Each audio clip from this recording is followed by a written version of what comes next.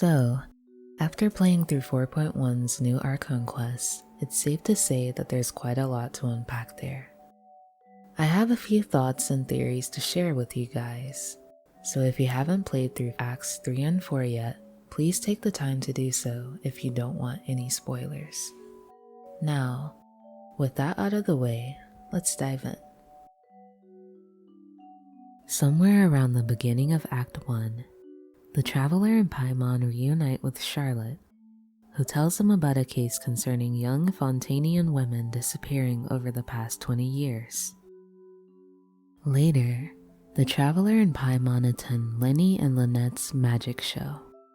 For his last trick involving 2 magic boxes, Lenny used a random number selector to pick a member from the audience, which just so happened to be a young girl.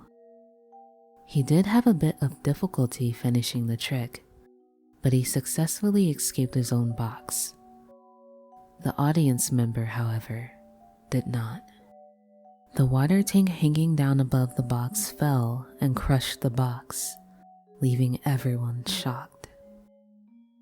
Upon investigation, it was revealed that Lenny's assistant Cowell was found dead in the box, and the young girl from the audience had gone missing, making her a victim in the serial disappearances case. Furina impulsively declared Lenny a suspect, with Neuvillette further declaring a trial the next day. And that's where we got our first glimpse of the Oratrice Mécanique d'Analyse Cardinale, which is believed to have been created by Focalors. The Oratrice is a large mechanical weighing scale which is located within the Upper Epiclese, designed to convert people's belief in justice into indemnitium, which is a power source used in the court of Fontaine and Irenaeus. During the Archon quest, we also learned that the Oratrice appears to have a consciousness of its own and can deliver judgment with accurate sentences. No one knows why it can do this, but Lenny suspects it has something to do with the prophecy surrounding Fontaine. It's also noted that even though Neuvillette is the Chief Justice, and his role is to preside over the court and hand out verdicts, the Oratrice is what makes the final decision. Regardless of Neuvillette's feelings or beliefs of the particular case, he must honor the Oratrice's request and hand out its final verdict without objection. I find this extremely interesting because when Child was deemed guilty by the Oratrice in the serial disappearances case, Neuvillette looked shocked, as did everyone in the audience. Even the supposed creator of the Oratrice, Furina, looked on in disbelief as the guards carried away the alleged traitor. As the people began to suspect that the Oratrice might have malfunctioned, Furina stood up and announced that the Oratrice's verdict was in fact no malfunction, and all would be revealed in time.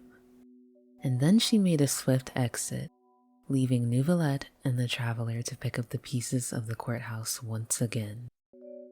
With that recap out of the way, it's now time for me to psychoanalyze our favorite little jellyfish.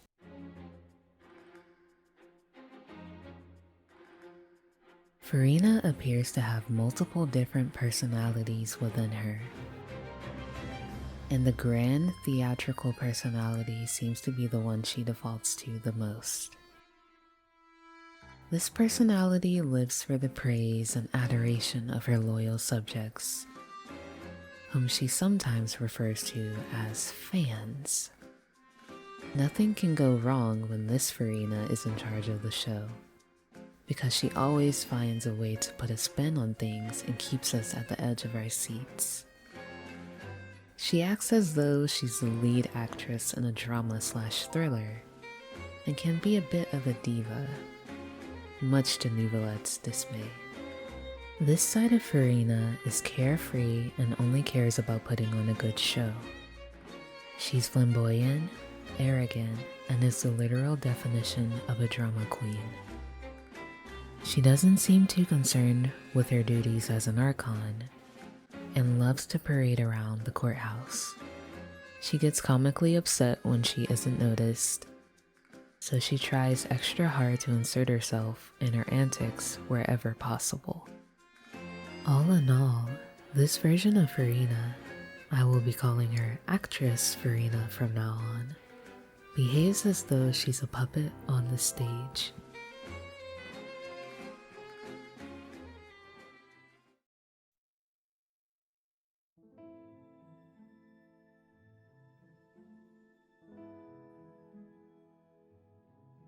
This personality is probably more true to her character as an Archon, and it may just be her true self in general. This Furina is scared, anxious, and doesn't really know what she's doing. She doesn't know how to conduct herself with an air of authority, and seems to avoid talking about any serious matters, made evident by her meeting with Arlecchino. This Furina seems really reliant on Neuvillette and is also really childlike at heart. She loves sweets, carnivals, plays, and all sorts of things a little kid would be interested in. It's almost as if this Furina is stuck in the past, or perhaps just clinging on to the innocence she had before she became an Archon. Furina is speculated to only be around 500 years old, putting her in the same basket as Nahida, who also doesn't identify as a real Archon, and is still somewhat considered to be a child compared to the likes of Barbados, Morax, and Ball. Furina has a bit of connection with Nahida, being that both Archons came into power around the same time, and both Archons are still sort of young and learning to come into their power.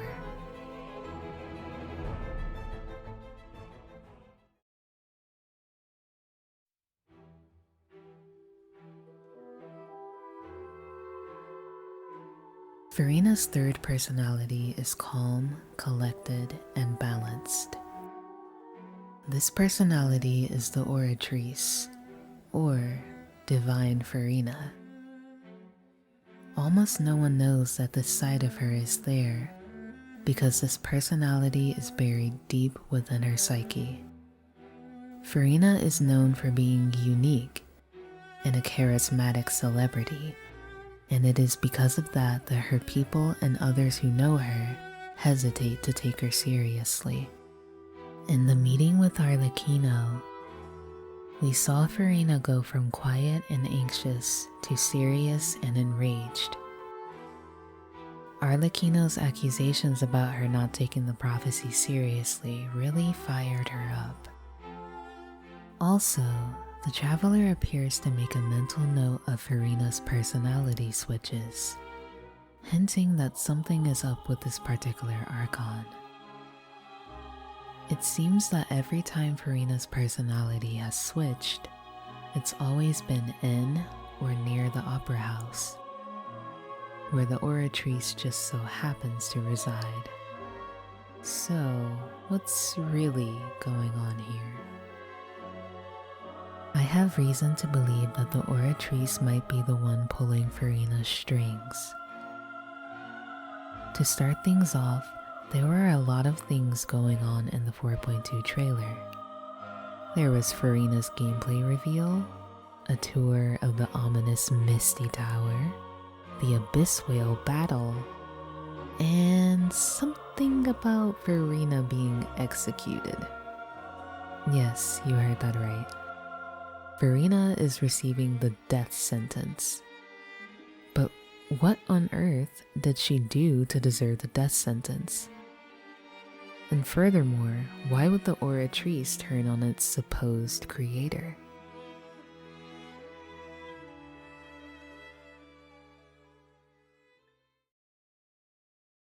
While we were investigating our first case in Fontaine, Lenny mentioned hearing a human voice in the room where the Oratrice's core lay. And Arlecchino revealed to us that the Hydronosis wasn't with Furina. The Oratrice may either be the Hydra Archon or hold the key to meeting the real Focalor. We don't know how Furina came into power, and it seems like after she ascended to the throne, everything was thrown off balance. The Oceanids fled Fontaine, self-exiling themselves, with one of them stating that when the previous Hydra Archon Agiria perished, the waters around Fontaine were tainted with pain and anger. And Rodea, the most powerful of the Oceanids, often laments about there being an assassin in Fontaine. We know that Agiria was a gentle and gracious Archon, and the Oceanids and her people seem to love her. But could Agiria have committed a sin that caused the prophecy? One that is only able to be purified if Furina is indeed executed? After Neuvillette reinforced the seal to hold back the primordial sea in the fortress of Meripede, he utters some seriously interesting dialogue. This sentence is too severe. Forgive me for overruling it. He stated that the sentence was too severe, asking some unknown entity for forgiveness. Now, we know that pure primordial water can dissolve Fontainians' bodies into water. Vache's little story arc also taught us that the dissolved people's consciousness will also be merged into it. An Oceanid legend states that after the previous Dragon of Water was removed from his position as the heart of the primordial sea, the Shade of Life created Agiria as the primordial sea's new heart. The prophecy reads as follows: all people from Fontaine are born with sin that cannot be absolved. One day, the waters of Fontaine will rise, and the sinful people will all be dissolved into the waters. Only the Hydra Archon will remain, weeping on her throne. And only then will the sins of the people be washed away. Neuvillette speculates that the prophecy might be rooted in Agiria's last words before her death, believing that it might be the conundrum she left behind for her successor, Furina. We learned from Rossley that the Fortress of Meripede's main purpose was to stop the path leading to the Primordial Sea, and guard Agiria's secret. Though many of Fontaine's people have forgotten this over time. This might be due to an Irminsul rewrite, or the story might not have been properly passed down through generations. I can't even begin to speculate what Agiria could have done to unleash such catastrophic events for Fontaine, but I think Furina might be the one to take the fall for it all. In the Fountain of Lucine, you can sometimes hear Furina crying. She weeps about being lonely and seems to have severe anxiety about something. She asks herself, how much longer? She could be referring to the prophecy, asking how much longer it will be until the events come true, or, with some of the tidbits in 4.2, she may be asking how much longer will it be until she can finally be free.